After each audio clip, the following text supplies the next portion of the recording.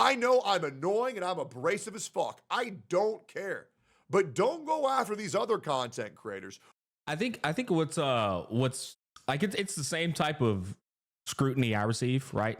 Remember the other day when I was reacting to what was it? It was Carlotta's ult, and I was like, man, that ult looks like dog shit. And then some dude in chat got offended, and I'm like, why are you offended? And he's like, it's because of how you said it, right? Like, it's so funny because certain things don't come across, and certain people don't receive a message until you deliver it with a certain tone. It's kind of like talking to my dog. Like my dog, if I say, Astro, don't do that, bro's still gonna do that. But if I say, Astro, bro immediately understands that delivery. You know, sometimes you have to deliver things with a certain amount of tone for motherfuckers to get the message. So, and you know, fortunately for y'all, me and Tech are the people who are willing to deliver it with a certain amount of tone. Content creators who are merely just trying to help. Gacha Smack is one of the most villainized players of this entire space, and he's one of the most helpful motherfuckers in this whole space. If you aren't subscribed to him, you should be. Because it's nice to have other people who merely are just trying to help by giving constructive criticism, but the same motherfuckers who are too much of a bitch to tell the company how it is, villainize any other content creators who will. Since we're giving compliment sandwiches here, though, I might as well suck off Tech myself. I think this is gonna be funny. It's gonna be funny because like Tectone and EO obviously don't get along, right? But I have to use the glue reference here. I think there's an irony there because I genuinely think Tech is the glue of the gacha space. And what I mean by that is he is probably the only guy in the gacha space who goes out of their way to bring content creators together, right? There's content creators in this space. Hell, me and Fob have our disagreements, right? But like bringing people into a call can like just completely obliterate all of the tension that has been risen, the hostility, so on and so forth. And you don't see anybody else in the space that is willing to go out of their way to bring people together the way Tectone does. And it's something that doesn't get brought up enough. The guy is quite literally, by all means, he's the glue, like dead ass. You and Saint got better? Yeah, we did, absolutely. And you know what? Who was like in the middle of that? It was Tech. You know what I'm saying?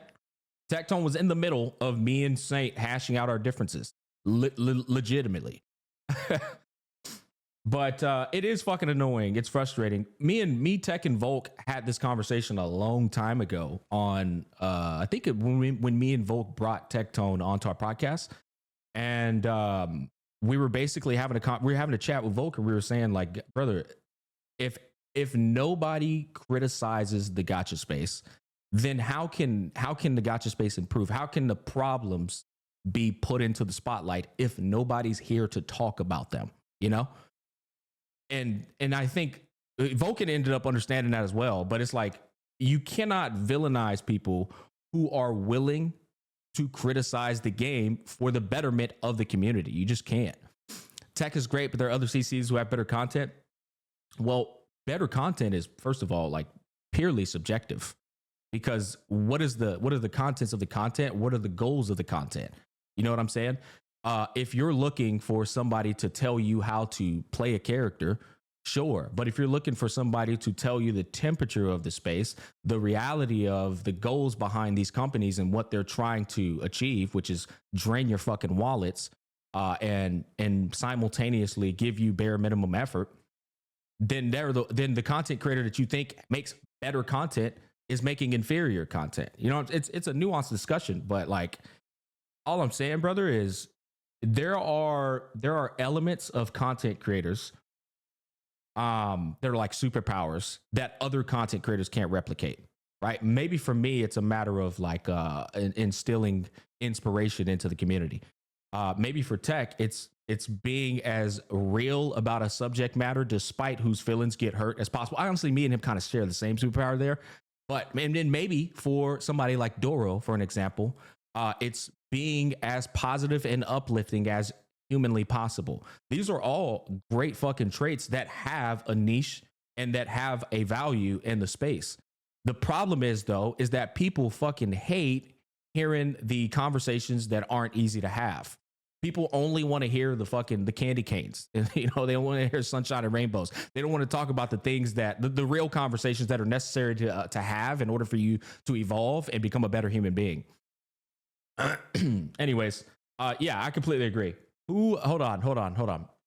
Who falls in that category besides you and Techie, and what do you even call that kind of CC?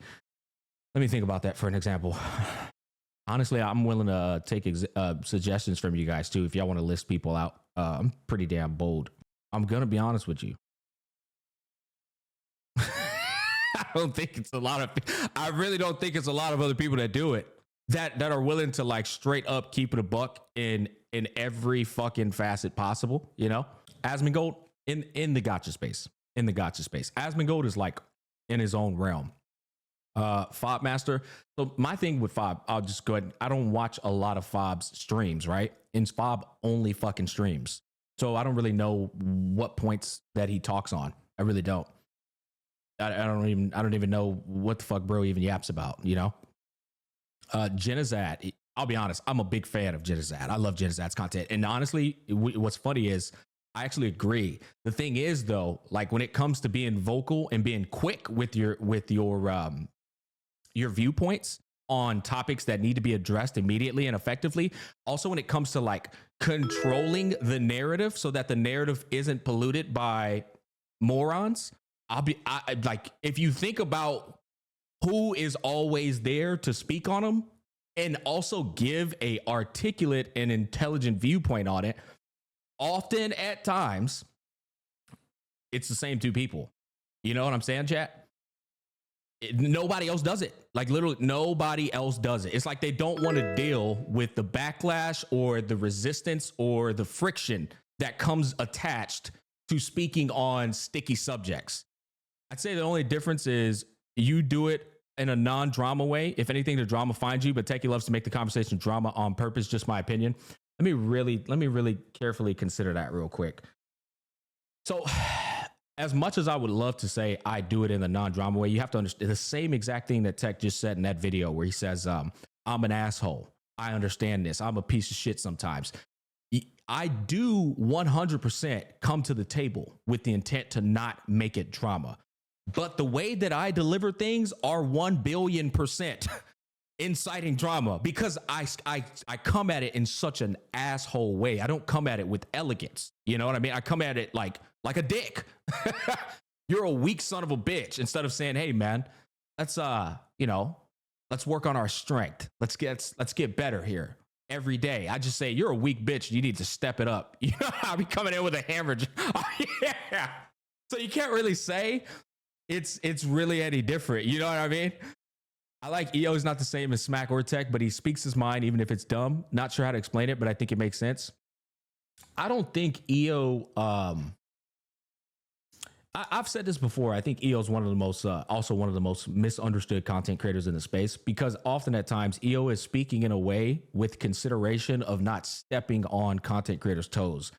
He's not somebody that likes to literally like call somebody out when he's referencing whatever it is he's talking about. And so he tries to like walk around that person without calling him out, which comes off as Riddler speaking, right? In reality, he's Riddler speaking because he doesn't want to call somebody out. And that often at times leads to confusion. But I think EO, if you sit down and have a conversation with him face to face, one-on-one, you'll come to understand he's a very intelligent guy. And his points do make a lot of sense. I think EO's biggest enemy is text message conversation on the internet. And I think that's the biggest enemy of a lot of people on the internet. You're having text message conversations with the internet and it's just not good.